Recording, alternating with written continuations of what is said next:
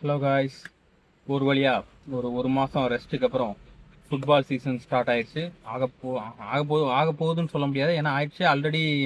Premier league start ஆகி Arsenal அவங்களோட first game விளாண்டாங்க. அவங்க தான் league winners last season. So first opening மேட்ச்சே எங்கே விட்டோமோ அங்கேருந்து ஆரம்பிக்கிறோண்டா அப்படிங்கிற எனர்ஜியில் கவன்டி சிட்டியை 3-0 ஜெயிச்சிருக்காங்க.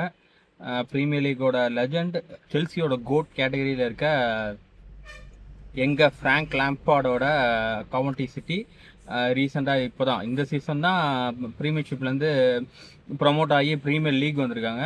வந்த மேட்ச்லேயே லீக் டிஃபெண்டர்ஸை சந்திக்கணுங்கிறது அவங்க விதி. ஆப்வியஸ்லி 3-0 அப்படிங்கிறது ஏற்றுக்கக்கூடிய ரிசல்ட் தான் வச்சுங்களேன். ஏன்னா ஒரு நியூலி ப்ரமோட்டட் டீமு, அவங்க லீக் வின்னர்ஸ். ஸோ அது வந்து ஆப்வியஸ்லி இப்படி தான் ரிசல்ட் இருக்கும். அதுவும் அவங்க ஹோமில் விளாண்டாங்க Arsenal. So okay. So league ஆரம்பிச்சிச்சு. ஏன்னா இந்த ரெகுலராக ஃபுட்பால் பார்க்குறவங்களுக்கு தான் அந்த லீக் ஆரம்பிக்கிறதோட அந்த எப்படி சொல்ல அந்த எனர்ஜி புரியும். எப்படின்னா ஈவன் வீக்கெண்ட்ஸ்னு இல்லை, ஜஸ்ட் லைக் தட் இந்த செவ்வாய்க்கிழமை, புதன்கிழமை, வியாழக்கிழமை கூட ஏதாவது ஒரு கேம் இருக்கும். இப்போது இந்த ஃபிக்சர்ஸ் ஜாஸ்தி ஆனதுக்கப்புறம் இந்த மாதிரி கேம், இந்த இன்டர்நேஷ்னல் பிரேக்ஸில் மட்டும் தான் மிட் வீக்கில் கேம் இல்லாமல் இருக்குமே ஒழிய, மற்றபடி பெரும்பாலான டேஸில் வந்து வீக்ஸில் வந்து உங்களுக்கு மிட் வீக்லேயும் இப்போ கேம் இருக்க ஆரம்பிச்சிச்சு. ஸோ ஆல்மோஸ்ட் டெய்லி காலைல எந்திரிச்சோடனே இது ஒரு ரிச்சுவல் மாதிரி. காலைல எந்திரிச்சோடனே எந்த ஆப் யூஸ் பண்ணுறோமோ அந்த ஆப்பில் போய் இன்னைக்கு நைட்டு 1:30 மணி 2 மணிக்கு நடந்த மேட்சோட ரிசல்ட்டு, அப்புறம் இன்னைக்கு ஈவினிங் ஏதாவது ஃபிக்சர் இருக்கா, இதை பார்க்குறது எனக்கெல்லாம் அது வந்து ஒரு ரிச்சுவல் மாதிரி. டெய்லி காலையில் எந்திரிச்சோடனே பெரும்பாலும் செய்கிற வேலை தான். அதை முடிச்சுட்டு தான் ரிசல்ட்டை பார்த்துட்டு தான் ஃபேஸ்புக்கில் வருவோம், இல்லை வேற எங்கேயாவது போய் மேட்ச் நடந்துச்சு என்ன நடந்துச்சு அப்படின்னு பார்க்குறது. ஸோ சீசன் ஸ்டார்ட் பண்ணது ரொம்ப சந்தோஷம். ஏன்னா அந்த அந்த எங்கேஜிங் இருக்குல்ல, ஸ்போர்ட்டோட நம்ம எங்கேஜ் ஆகிக்கிறதுக்கு லீகை விட பெரிய பெரிய இடம் வேறு எதுவுமே இல்லை. அஃப்கோர்ஸ் இந்த டோர்னமெண்ட்ஸ்லாம் வேர்ல்டுக்கு மாதிரியான டோர்னமெண்ட்ஸ் நடந்தாலும் லீகு கொடுக்குற ஒரு கான்ஸ்டன்ட் என்கேஜ்மெண்ட்டை வந்து வேறு எந்த டோர்னமெண்ட்ஸுமே கொடுக்காது. So very happy. லீக்ஸ்ன்னு பார்த்தோம்னா யூரோப்போட top 5 leagues, English premier league, La Liga, Serie, Bundesliga, அப்புறம் லீக் 1 ஃப்ரான்ஸோடது. இந்த 5 லீக் தான் பெரும்பாலும் எல்லாருமே பார்க்குற லீகு. அது போக இன்ட்ரெஸ்டிங்கான லீக்ஸ்ன்னு பார்த்தீங்கன்னா, இன்ட்ரெஸ்டிங் இல்லை, ஸ்கவுட்டிங் மாதிரி யூஸ் பண்ணலாம். அதாவது அங்கேருந்து நல்ல பொட்டன்ஷியல் பிளேயர்ஸை வாட்ச் பண்ணோம் அப்படின்னா ஈரா டிவிசா, அதாவது டச் லீகு, போர்ச்சுகலோட லீகு, இதெல்லாம் கொஞ்சம் இந்த டேலண்ட் ஸ்கவுட் பண்ணுறதுக்கு பார்க்கலாம். பட் ஆனால் மெஜாரிட்டியாக இந்த 5 லீக் தான் எல்லாருமே ஃபாலோ பண்ணுவாங்க. ஃபாலோ பண்ணுறதை மீறி எல்லா 5 லீக்ல வந்து மேட்சஸை லைவாக பார்க்குறது வந்து ரொம்ப ரேர். ஏன்னா ஒரு பீரியட்லாம் இப்போ நாங்களாம் பார்த்துட்டு இருந்தோம். அப்போ வந்து ஃப்ரீ டைம் நிறைய இருந்துச்சு. ஃப்ரீ டைம் அப்படின்னு சொல்கிறத விட அப்போ வந்து எனர்ஜி இருந்தது.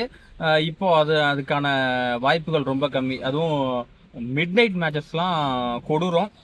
ஃபர்ஸ்ட் ஹாஃப் வேணால் திக்கி முக்கி பார்த்துடலாம், செகண்ட் ஹாஃப் பார்க்கணுன்னா அதுக்கு வந்து மேட்சும் அந்த அளவுக்கு என்கேஜிங்காக இருக்கணும், நமக்கும் அந்த அந்த எப்படி சொல்கிறது அந்த எனர்ஜி இருக்கணும் அன்னைக்கு பார்க்குறதுக்கு.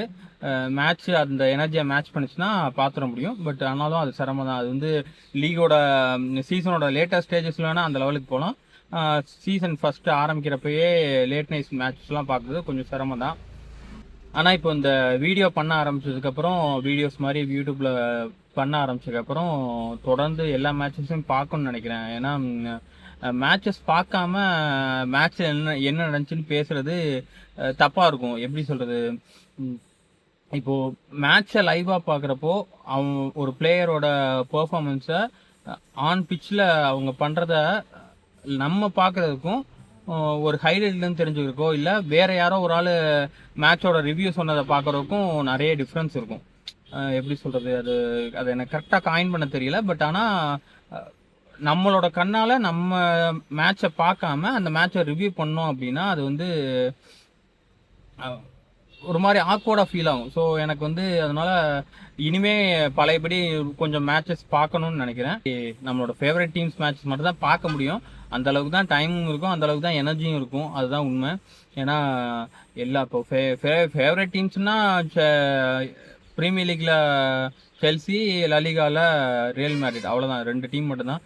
அதுக்கு மேலே எதுவும் ஃபேவரட் டீம் கிடையாது. பட் ஆனால் லீகை மற்ற லீக் அந்த அடுத்த 3 லீக் இருக்குல்ல, சிரியே, ஃப்ரான்ஸ் லீக், அப்புறம் புண்டஸ் லீக், இதை பார்க்குறப்ப இந்தந்த டீம் ஜெயிச்சா நல்லா இருக்கும் அப்படின்னு நமக்கு ஒரு ஃபீல் வரும் அந்த சீசன் விளாட்றதை பொறுத்து. இப்போ ஆப்வியஸ்லி இப்போ புண்டஸ்லீகா பார்க்குறப்போ யாருக்குமே பெரும்பாலானவர்களுக்கு வந்து பேன் முனிச்சு ஜெயிக்கிறத விட பேன் முனிச்ச யாராவது ஒரு ஆள் வந்து டக் ஆஃப் வார் கொடுத்து அவங்கள எப்படி சொல்கிறது, அவங்க மென்னியை பிடிச்சி இழுக்கிறதும்பாங்களா, அந்த மாதிரி லீக் ஃபைட் கொடுத்தா எல்லாருக்கும் பிடிக்கும். அதை பார்ப்பாங்க. ஒரு பீரியடில் இப்போ கிளாப் இருந்த பீரியடில் கிளாப் டாட்மண்ட் ரெண்டு விட்டு வெளில வந்த பீரியட், அந்த டைமில் வந்து பொரோஷியா டாட்மண்ட் வந்து அந்த வேலையை செஞ்சுட்டு இருந்தாங்க. பயன் முனிச்ச ஒரு கடிவாளம் கட்டி இழுத்துட்டு இருந்தாங்க. லீகை வந்து அவ்வளோ ஈஸியாக பேன் முடிச்சு ஜெயிக்க விடலை. அதுக்கப்புறம் இப்போது ஜாபி அலோன்சோ அதை உடச்சே காட்டினாரு. இருங்கடா நான் ஜெயிச்சு காட்டுறேன்னு பேன் முடிச்ச கீழே தள்ளி லீக் டைட்டிலே அடித்தார். பட் இந்த மாதிரி சர்டைன் டைம்ஸை விட தவிர மற்றபடி வேறு எப்பயும் புண்டஸ்லீகா வந்து காம்படிட்டிவாக இருக்கிறதுக்கான வாய்ப்பு ரொம்ப கம்மி. ஸோ அப்போ வந்து இப்போ ஏதாவது ஒரு சப்போஸ் இந்த சீசனில் அந்த பழைய டாட்மண்ட் மாதிரி இல்லை இப்போ ரீசெண்டான அந்த லெவர்குசன் மாதிரி யாராவது ஒரு ஆள் பேன் முடிச்சுக்கு ரொம்ப டஃப் கொடுக்குறாங்கன்னா அந்த லீகை வந்து பார்க்கலாம். சிரியே வந்து என்னை பொறுத்த வரைக்கும் 5 லீக்ல மோஸ்ட் காம்படிட்டிவ் லீக்னா என்னை பொறுத்த வரைக்கும் சிரியே தான். ஏன்னா சிரியேல வந்து யார் டைட்டில் அடிப்பாங்கன்னு சொல்லவே முடியாது. இங்கிலீஷ் பிரீமியர் லீக்ல விட இப்போ கடைசி ஒரு இந்த பெப் கோடியாலா இரால பார்த்தோம்னா எய்தர் அவரே இல்லைன்னா கிளாப் அப்படி தான் இருந்தது. கிளாப் ஒரு டைட்டில் தான் ஜெயிச்சாரு. அந்த மனுஷன் 7 அடிச்சு வச்சிருக்கான் வரிசையா.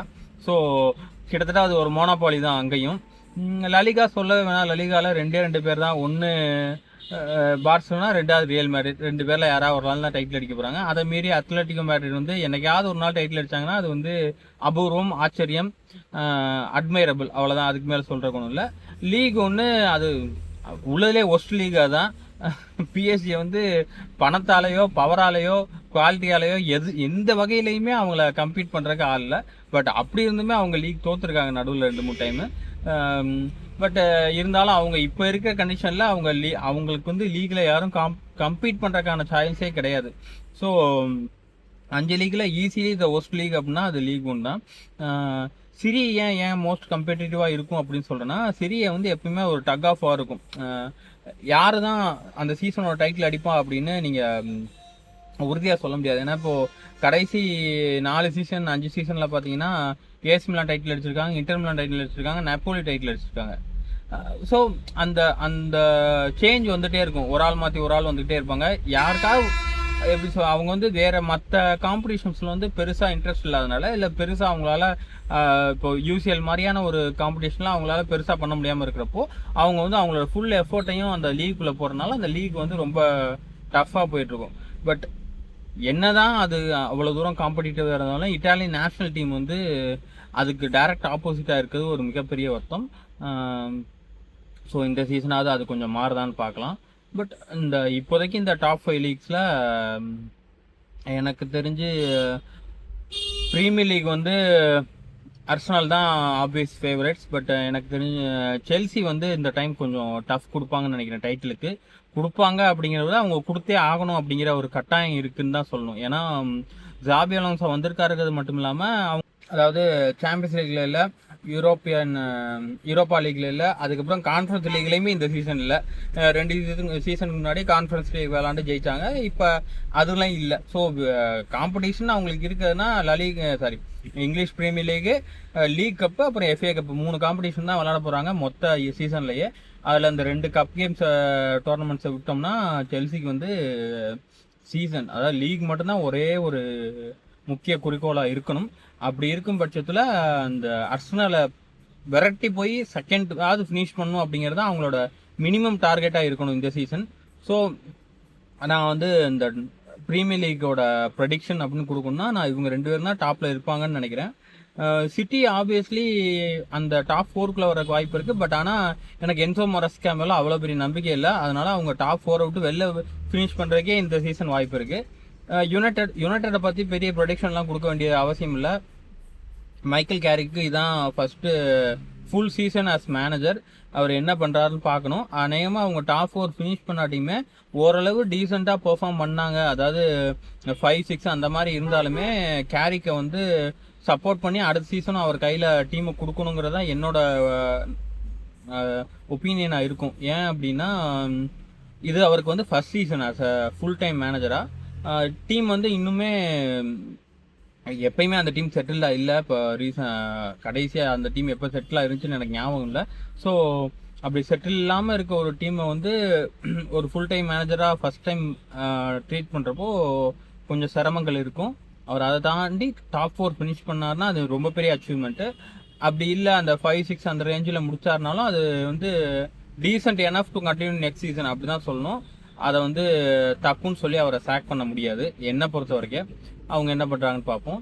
அர்சனல் ஆப்வியஸ்லி ஃபேவரேட்ஸ், சொல்ல வருத்தமாக இருந்தாலும் அதை சொல்லித்தான் ஆகணும், என்ன பண்ணுறது. ஸோ பார்ப்போம்.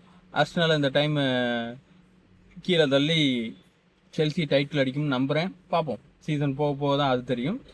லிவர்பூலும் எனக்கு தெரிஞ்சு சிட்டியோட அதே ரேஞ்சில் தான் வருவாங்க. டாப் 4 ஃபினிஷ் பண்ண ட்ரை பண்ணுவாங்க. பட் புது மேனேஜர், புது பழைய சிஸ்டம் சொல்கிறாங்க. பட் அந்த சிஸ்டமில் என்னென்ன சேஞ்சஸ் இருக்க போகுதுங்கிறது நான் விளாட்றப்ப தான் தெரியும். இன்னும் பெரிய சைனிங்ஸு, பெரிய செட்டில்மெண்ட்ஸ்னு இல்லை. ஜஸ்ட் போன சீசனோட அதே ஸ்குவாட் தான். ஸோ என்னென்ன பண்ண போகிறாங்கன்னு போக போக தான் தெரியும். அந்த பக்கம் போனால் லலிகாவில் ஆப்வியஸ்லி ரியல் மேட்ரிட் பார்சிலோனா தான் பேட்டில். 2 பேரும் ஒரு ஆள் தான் டைட்டில் அப்படிங்கிறது தான் ஆல்மோஸ்ட் இது. ஏன்னா அத்லெட்டிகோ மேட்ரில் வந்து ஆல்ரெடி இப்போ வந்து அவர் அந்த ஜூலியன் அல்வாரஸா அவர் வெளில போகிற மாதிரி பேசிகிட்டு இருக்காங்க. அந்த மாதிரி 1-2 கீ பிளேயர்ஸ் வெளில போனாங்கன்னா அத்லெட்டிகோ மேட்ரிட் எப்படி சர்வை பண்ணுவாங்கன்னு தெரியாது. அப்புறம் அதை விட மோர்னா அத்லெட்டிகோ மேட்ரிட் வந்து எப்பயுமே இந்த டைட்டிலுக்கு சண்டை போடணும்னு நினைக்கிறது இல்லை. அத்லெட்டிகோவை பொறுத்த வரைக்கும் அவங்க வந்து எப்போல்லாம் ரியல் மேட்ரிட் பார்சிலோனா 2 பேரும் சேர்ந்து சொதப்புறாங்களோ நாங்கள் அந்த சான்ஸை யூஸ் பண்ணிக்குவோம் அப்படிங்கிற மோடில் தான் விளையாடுவாங்க. ஸோ அவங்கள்ட்ட இருந்து பெருசாக எப்பயுமே எல்லா சீசனும் அவங்கள்ட்ட இருந்து டைட்டில் காம்படிஷன் அப்படிங்கிறதெல்லாம் எதிர்பார்க்க முடியாது. ஸோ லலிகா வந்து 2 டீம் தான், ஒன்று ரியல் மேட்ரிட் அப்படி இல்லைன்னா பார்சிலோனா, அவ்வளோதான்.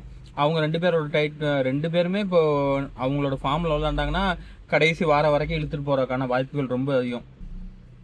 ரியல் மேட்ரிட்க்கு வந்து ஜோஸ் மொரினோ வந்தது ஒரு பெரிய அட்வான்டேஜ். ஏன்னா ஜோஸ் மொரினோ வந்து லீக் ஜெயிக்கிறதுல ஒரு ஸ்பெஷலிஸ்ட்டு. நம்ம இந்த ஜென்ரேஷனில் லீக் டைட்டில் ஜெயிக்கிறதுல ஜோஸ் மொரினோ விட பெட்டராக ஒரு ஆள் இருக்கார் அப்படின்னா அது பெப் கார்டியோலா மட்டும்தான். பட் அதுக்காக ஓவராலாக பெப் கார்டியோலா வந்து ஜோஸ் மொரினோவை விட பெட்டர்னு சொன்னீங்கன்னா அந்த பேச்சுக்கெல்லாம் கம்பெனி பொறுப்பாகாது. ஏன்னா அதை ஏற்றுக்க முடியாத ஒரு விஷயம். ஏன்னா அவங்க 2 பேரையும் ஒன்று கம்பேர் பண்ணுறப்போ நிறைய விஷயங்கள் பற்றி பேசணும். பட் ஆனால் ரெக்கார்ட் வைஸ் ஜோஸ் மொரினோவோட பெப் கார்டியோலாக்கு வந்து ரெக்கார்ட் பெட்டர் லீக் ஜெயிக்கிறதுல. ஸோ ரியல் மேட்ரிட்க்கு வந்து அது பெரிய அட்வான்டேஜ் லீக் ஜெயிக்கிறதுக்கு. ஆப்வியஸ்லி பார்சிலோனாவோட லீக் ரெக்கார்டை வந்து நீங்கள் இந்த செஞ்சுரியில் 21st செஞ்சுரியில் வந்து லலிகாவில் பார்சிலோனாவோட ரெக்கார்டு வந்து இம்பெக்கபிள். அந்த அளவுக்கு அவங்க வந்து லலிகாவை டாமினேட் பண்ணிருக்காங்க. அவங்க 2 பேரும் அவங்களோட பெஸ்ட்டு ஃபார்மில் விளாண்டாங்கன்னா லலிகா வந்து லாஸ்ட் வீக் வரைக்கும் போகும். அது வந்து பார்க்கவும் ரொம்ப இன்ட்ரெஸ்டிங்காக இருக்கும். என்னப்பா இவ்வளோ நேரம் பேசியிருக்க, ப்ரெடிக்ஷன் ஒன்றுமே இல்லை அப்படின்னா இந்த ப்ரெடிக்ஷன்லாம் எனக்கு பண்ண தெரியாது, நான் பண்ணுறதும் இல்லை, எப்பயுமே பண்ணுறதில்ல. ஏன்னா ப்ரெடிக்ஷன் அப்படிங்கிறது பண்ணோம்னா உங்களுக்கு வந்து ஃபேவரேட்ஸ்னு ஒன்று இல்லாமல் இருக்கணும்.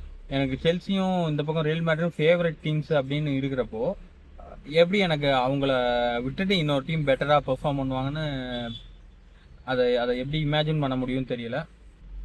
இந்த ஸ்டாட்ஸு, டீம் ஸ்குவாடோட ஸ்ட்ரென்த்து இது எல்லாமே ஓரளவுக்கு நமக்கு வந்து டீம் எப்படி பெர்ஃபார்ம் பண்ணணும்னு நம்மளோட கெஸ் வேணால் இருக்குமே ஒழிய அதை வந்து ப்ரெடிக்ஷனுங்கிற லெவலுக்கு கொண்டு போக முடியாது. இது பண்ணுவாங்கன்னு நம்ம எதிர்பார்ப்போம். பட் ஆனால் ஆன் பிச்சில் அது நடக்குதா அப்படின்னு சொல்ல முடியாது. ஏன்னா ஃபுட்பாலில் வந்து இந்த ஒரு பெரிய விஷயம் எப்பயுமே அது வந்து ஒரு பெரிய இம்பேக்ட்ஃபுல்லாக இருக்கும். அது என்னென்னா ஜஸ்ட் பிகாஸ் ஒரு டீமில் வந்து வெறும் ஸ்டார் பிளேயர்ஸாக இருக்காங்க அப்படிங்கன்னா மட்டுமே அந்த டீம் ஜெயித்துறது இல்லை. ஃபுட்பால் அந்த பெக்யூலியர் திங்ஸ்லாம் ஃபுட்பாலில் நிறைய நடக்கும். சின்ன டீம்ஸ்னே நீங்கள் அதை சொல்லவே முடியாது. ஏன்னா இப்போது இங்கிலீஷ் ப்ரீமியர் லீக்லாம் பார்த்தீங்கன்னா 20th பிளேஸ் டீமோட சடனாக லீக் லீடர்ஸை ஈஸியாக ஜெயிக்க விடாமல் விளாடுவாங்க. அதாவது ஹார்ட் டு புஷ்வாங்களா, அந்த மாதிரி ஜஸ்ட் புஷ் ஓவர் அப்படி மாதிரி விளாண்ட முடியாது. எனக்கு தெரிஞ்சு பெப் கார்டியோலா ஒரு ஆள் தான் அந்த மாதிரி சின்ன டீம்ஸை வந்து இங்கிலீஷ் ப்ரீமியர் லீக்கில் புஷ் பண்ணது. மற்றபடி வேறு யாருமே அந்தளவுக்கு டாமினேட் பண்ணது கிடையாது. ஸோ அந்த மாதிரி இந்த ப்ரெடிக்ஷன் அப்படிங்கிறது தான் நமக்கு கொஞ்சம் செட் ஆகாத விஷயம். அதனால் நான் ப்ரெடிக்ஷன்லாம் பண்ணல. எனக்கு வந்து அர்சனல் ஃபேவரட்ஸ்ன்னு தெரியுது. பட் ஆனால் செல்சி வந்து அர்சனலுக்கு டஃப் கொடுக்கணும். அது வந்து மினிமம் ரெக்குவயர்மெண்ட் இந்த சீசனுக்கு. அந்த நம்பர் 2 ஸ்பாட் அப்படிங்கிறது செல்சிக்கு வந்து மினிமம் ரெக்குவயர்மெண்ட்டு. லீக் டைட்டில் ஜெயிச்சா ரொம்ப ரொம்ப சந்தோஷம், அவ்வளோதான். அதே மாதிரி தான் அந்த பக்கம் ரியல் மேட்ரிக்கு வந்து எனக்கு வந்து நம்பர் 2க்கெல்லாம் போகிற வரைக்கும் இன்ட்ரெஸ்ட் இல்லை. ஏன்னா இப்போது ஃபஸ்ட்டு ப்ரெஸ் மீட்லேயே ஜோஸ் மோர் ஒரு சூப்பரான ஒரு விஷயம் சொன்னார்.